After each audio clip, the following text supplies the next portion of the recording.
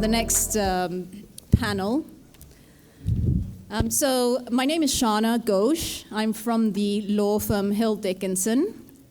I'm going to be moderating the next panel.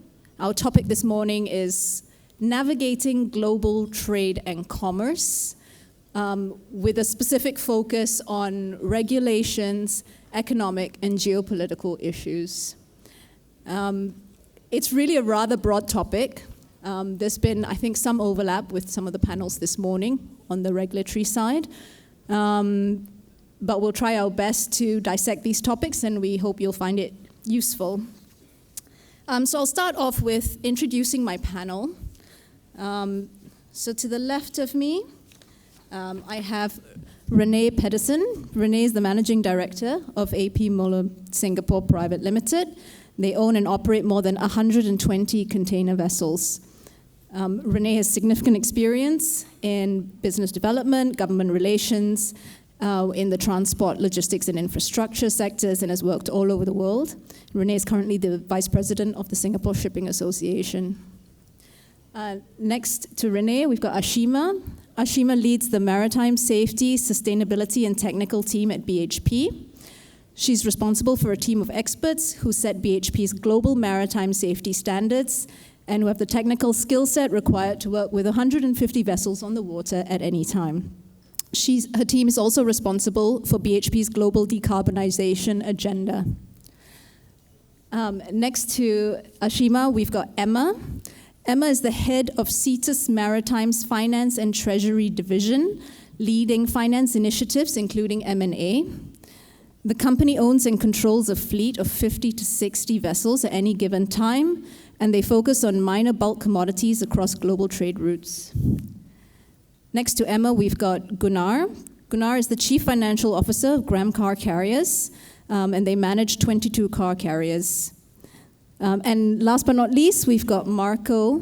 Marco is the CEO of Premuda. Premuda is a leading provider of dry cargo and tanker services globally, currently controlling a fleet of 28 vessels. So quite a diverse panel, mostly owner-focused, but different types of ships, and then also, I suppose, Ashima, more charter-focused. So we'll delve right in, starting off with the regulatory aspect. So regulatory uncertainty is a consistently highly rated risk in our industry. I think in Lloyd's List surveys, even up until 2021, it was the highest ranked risk. It's still up there. The pace of change and the technical nature of maritime environmental regulations enhance these risks. So I think it would be interesting to hear from you all on how standards are being implemented and what the continuing challenges are. So maybe we can first start with Rene. Maybe we could focus on regulations towards decarbonization, the IMO 2023 regulations. What has been your experience navigating these issues?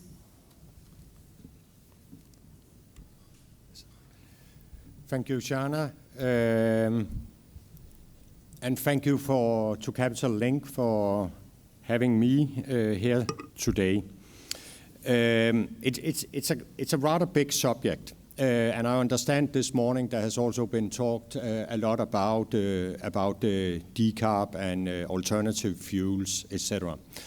I think it's obvious for everyone that there's a challenge in respect of decarbonizing this industry.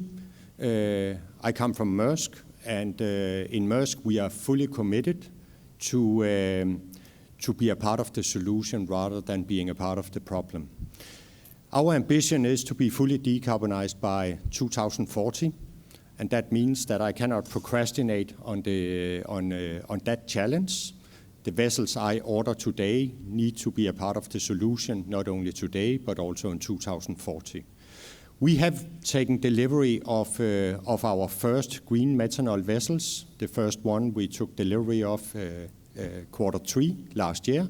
And as late as last week, we received yet another 16,000 TEU green methanol vessel. The big challenge here is not necessarily to order the vessels.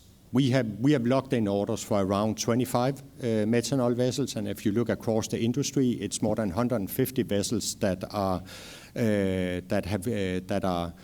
on order. So it's not only us; it's the entire industry which is a part of the solution here. The big challenge is really to source fuel. Just now, green methanol is priced at 3, maybe even 4x, and there we have a challenge. So how do we close this gap? And Shanna talked about regulatory risk. I may actually talk about regulatory opportunity.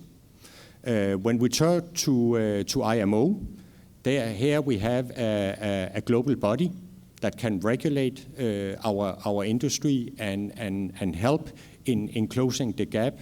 And that is something which are being discussed. Those of you who joined the opening of Singapore Maritime Week yesterday would probably have heard the GenSec of IMO talking about the decisions taken in recent meetings. This is a good step forward, but it doesn't end there. We have to continue this work. In World Shipping Council, we have introduced what we call green balancing mechanism. It's basically a mechanism where we even the price between green fuels and fossil fuels. So I don't want to hijack the agenda because I could probably talk for the full 40 minutes.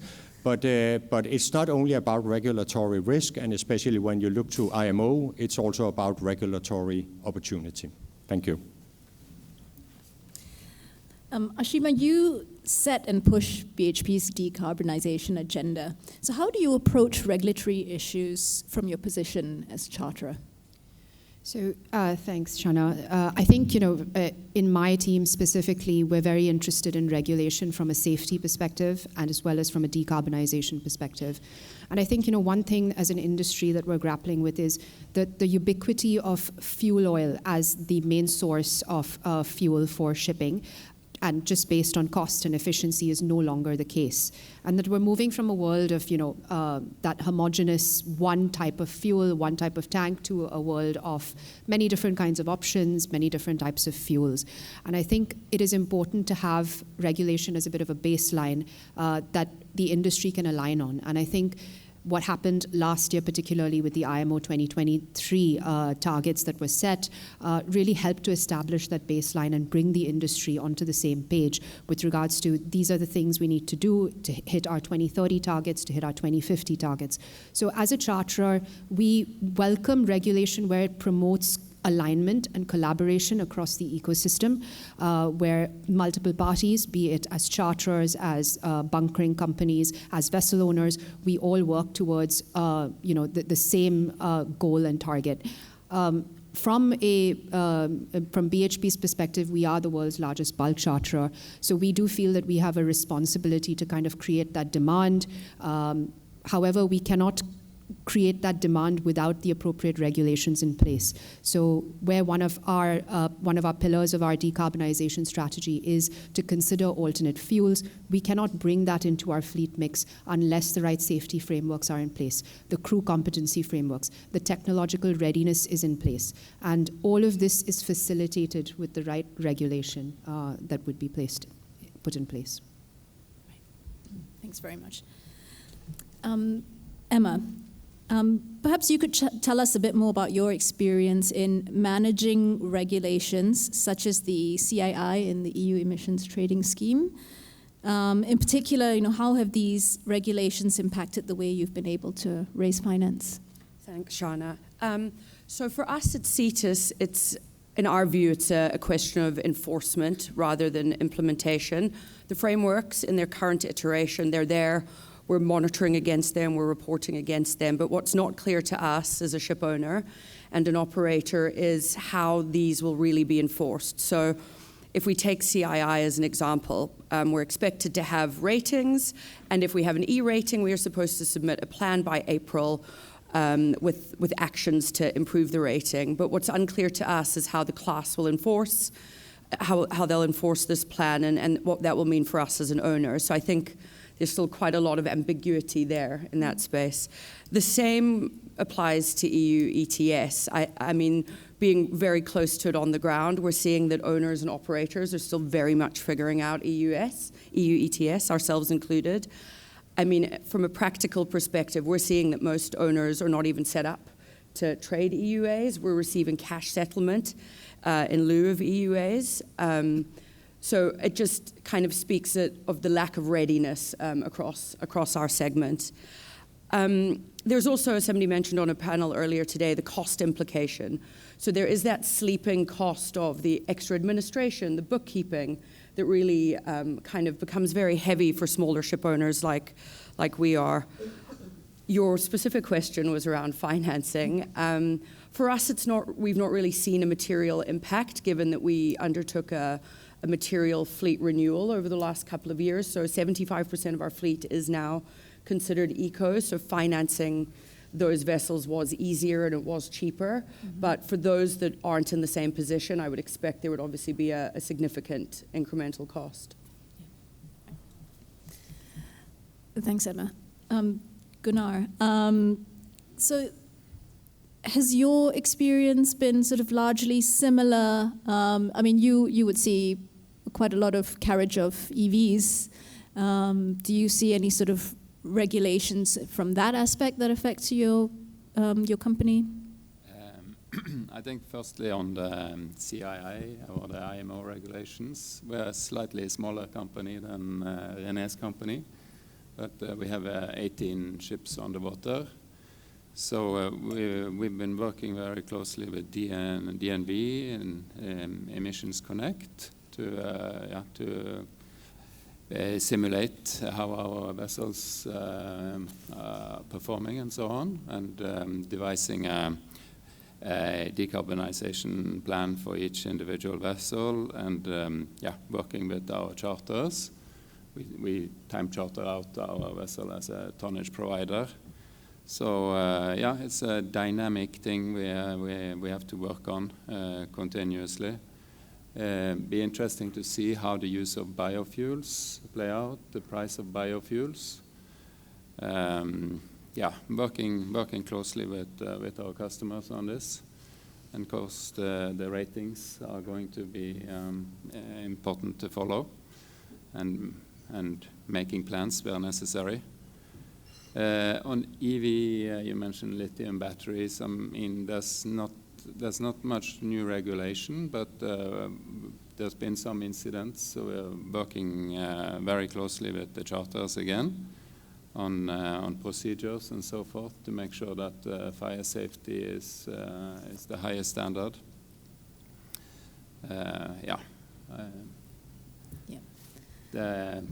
I mean, in terms of procedure, the EVs, like when ice cars with you have petrol on the tank, and of course that's a hazardous waste. And similarly with the EVs, the state of charge on the batteries of the cars that you take on board on a ro-ro vessels need to be minimized. And there's been a lot of work being done on improving fire safety.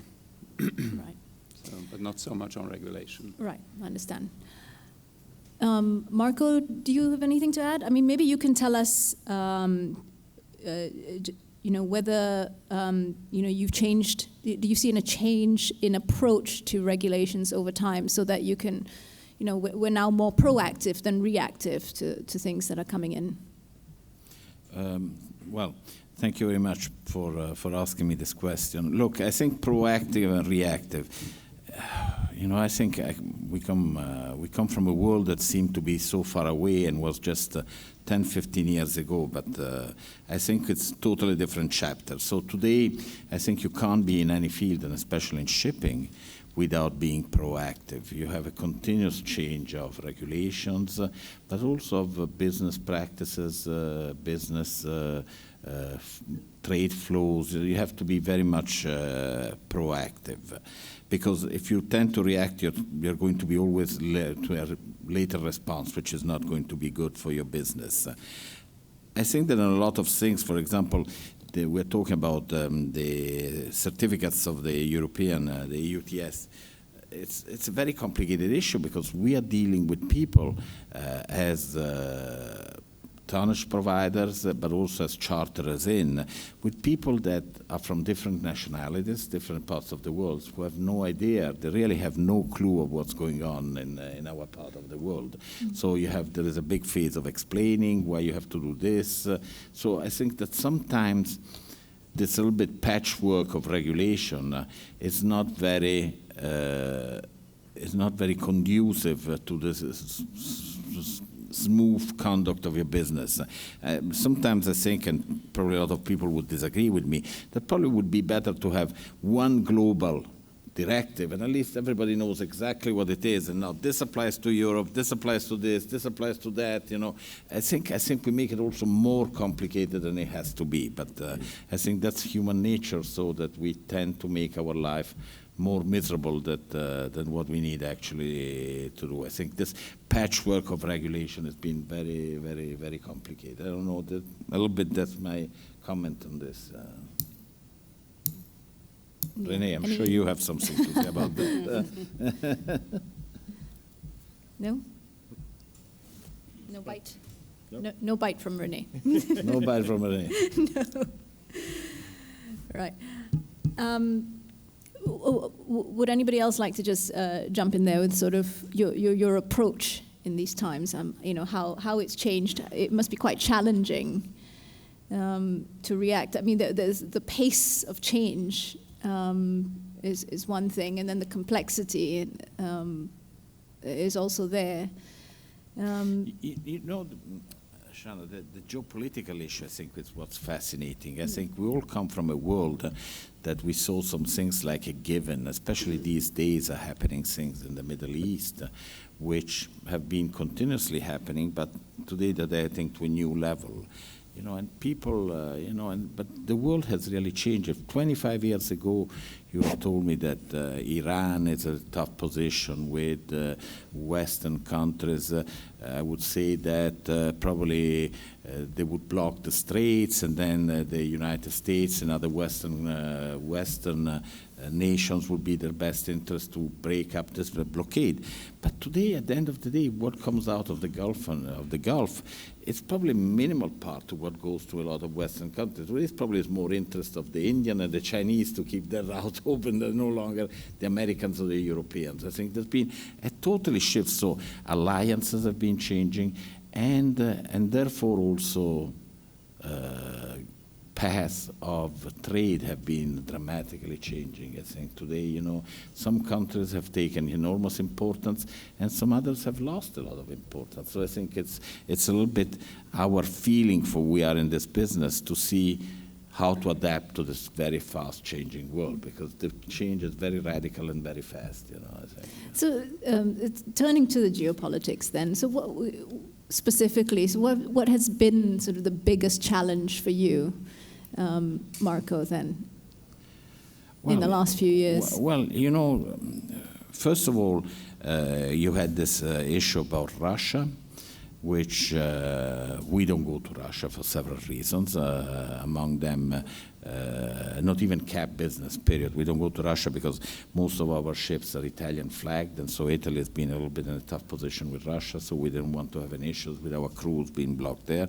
Second of all, we're part of a fund that's a US fund, so we really didn't want to have anything to do with Russia. But also there, the messages have always been mixed. I don't know who's familiar a little bit with the tanker business. So you get this message, say, no more trade with Russia.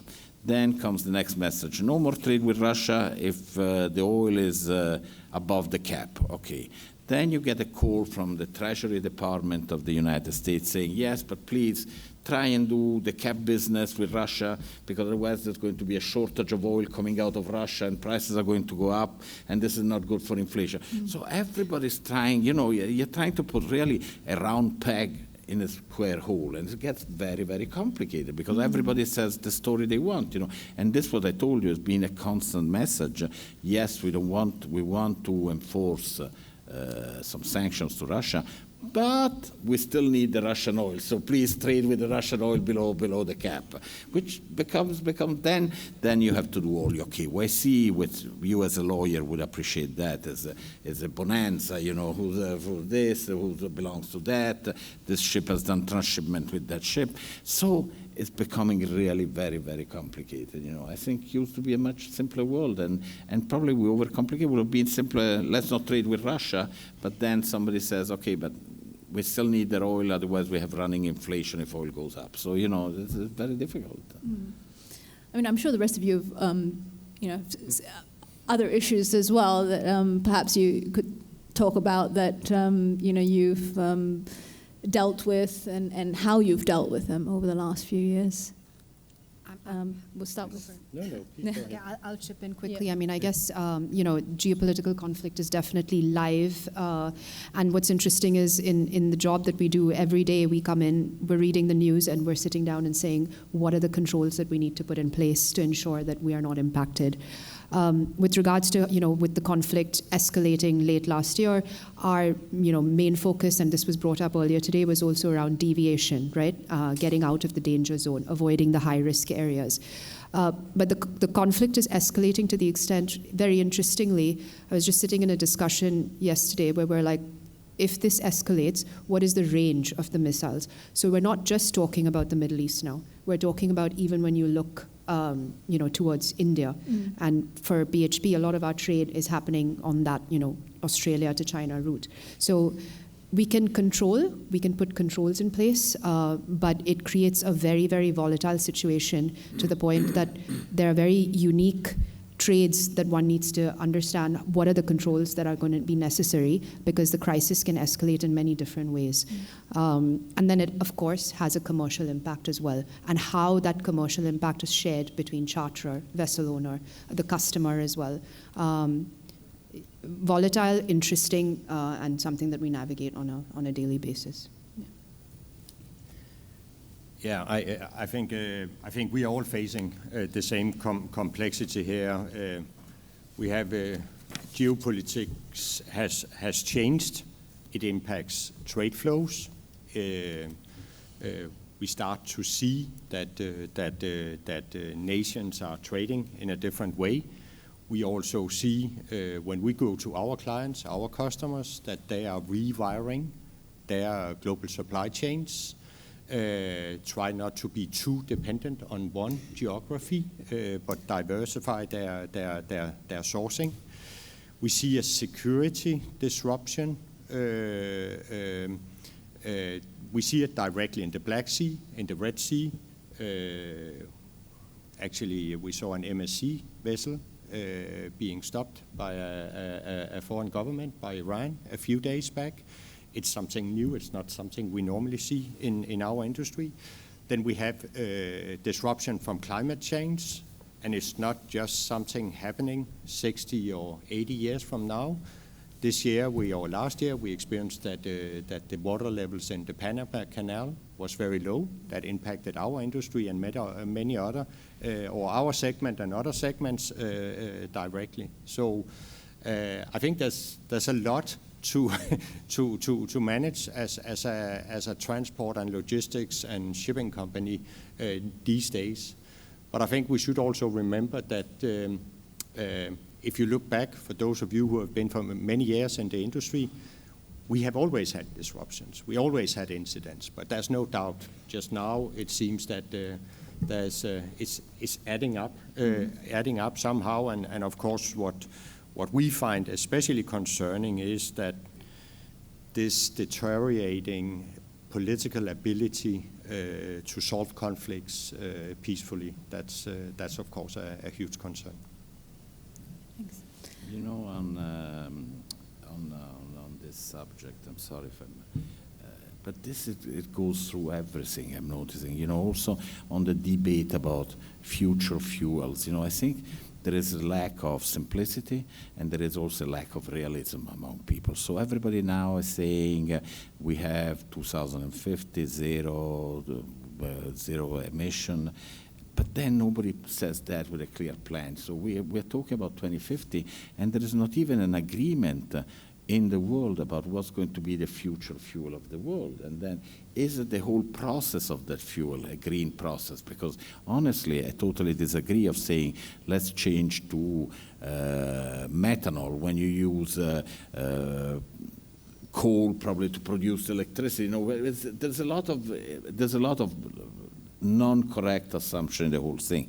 And then we're thinking, still debating if it's going to be methanol, if it's going to be nuclear, if it's going to be ammonia, if it's going to be LNG. LNG seemed to be the talk of the town. Then we discovered that there is this methane slip, and methane is 10 times worse than CO2. You know, it's really very amateurish, all of this.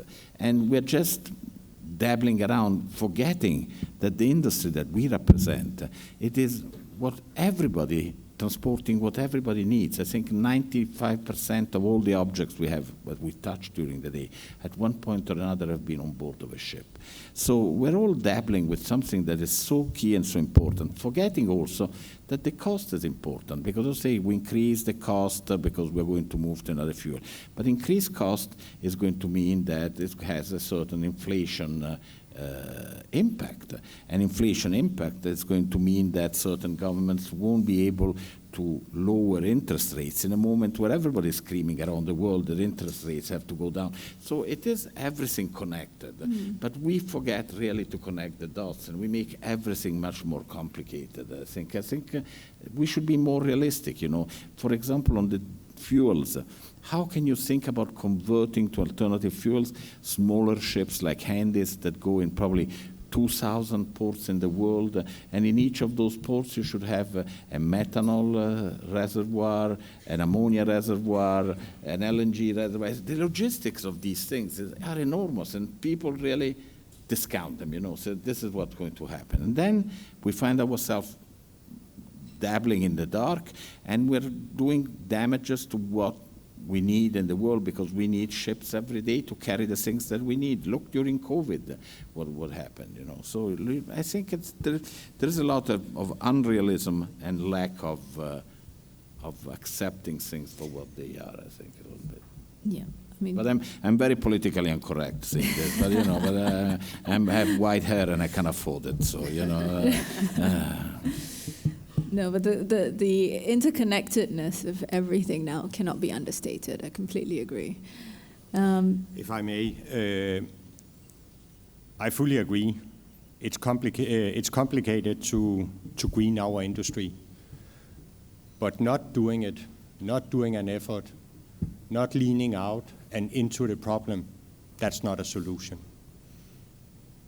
So I can definitely point to all the challenges and the problems, but that's only by facing it and dealing with it that we'll come up with long-term solutions.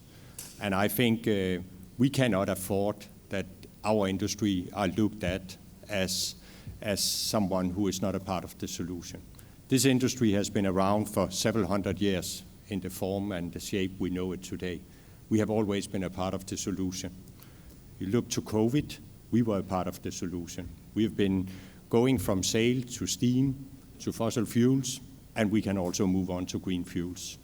I strongly believe in that. And the day I don't believe in it, I don't believe in a future of this industry, and I think that would be wrong. Rene, totally agree with you, but I'm not saying it's not a solution, but I say let's do things logically. So today we're still debating if eco, non-eco. So first step number one would be, let's bring all the ship of the fleet of the world into an eco position. That would be already a step forward.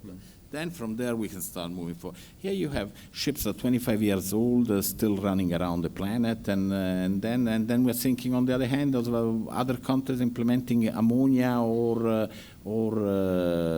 LNG. So I think let's do it by logical steps. First of all, let's move into eco ships. Then, and not first, you know, we have some eco ships, we have a lot of non-eco ships, but it's my plan to move to next step of moving to eco, because I think that's the least we can do, and that's what I want to do, because I think we owe it to ourselves, we owe it to the industry, and we owe it to our fellow citizens of the world. But just putting too many things on the dish together, I don't think it's very confusing. I still think it's possible. Yeah, it's So, possible. You but know I why, can- Rene, it's possible. I'll tell you why it's possible. Because you at Maersk, you have a balance sheet that you order 10 wrong ships, so you can take the hit. For a smaller owner, he orders 10 wrong ships with the wrong fuel thing, he closes, and so, I think also size has a certain size. Of course. But actually, you see smaller ship owners in the container segment who is also making these bets. So I don't want to make this into a huge discussion, but I just think we need to address the problem.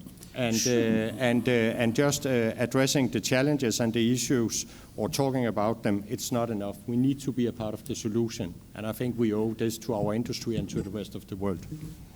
Yeah, I understand, but becoming part of the problem by having financial problems is not issuing the solving the solution. So I think, but anyhow. I'm just going to move on here because we've only got 9.5 minutes. You wanted a lively panel. Here, I'm giving you one. Right, just still on geopolitics. I mean, sort of, I was reading something that described sort of the state of our world as being in a state. We're in a state of stabilized volatility is the term that was used, and things seem to be moving quite quickly all the time. It's like what you said earlier, Rene. It's we've always faced challenges, but suddenly it's everything more and more at once. This year is referred to as sort of the election year. We've got many countries. Of course, the US, the EU elections. I think I came across it says about more than 60 countries this year holding elections. Is this something that features does it feature in sort of your planning? And is it a consideration for you? What do you do to de-risk or increase resilience to changes that come about or may come about from such elections, policy changes? You want me to start? Oh no, maybe we can start with Emma. Yes, sure, no problem. Marco and Rene, I'll get a word in edgeways. So I think there's some hard de-risk measures that we will take at Cetus. As an example, we don't trade the Red Sea, and in light of the recent escalations, it looks as though we made the right decision, and we won't trade that area until there is a significant de-escalation.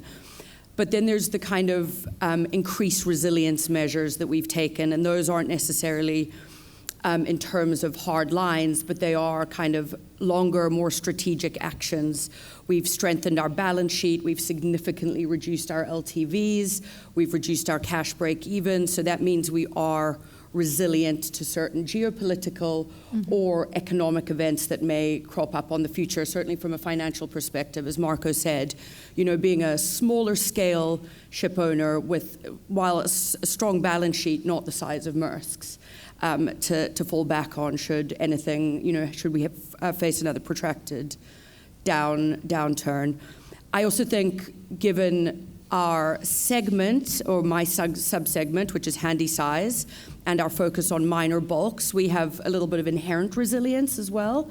So as we see the US elections coming up, and I think we are all expecting the worst outcome, and that will lean towards a further decoupling of US and China relations, further allegiances between new nations.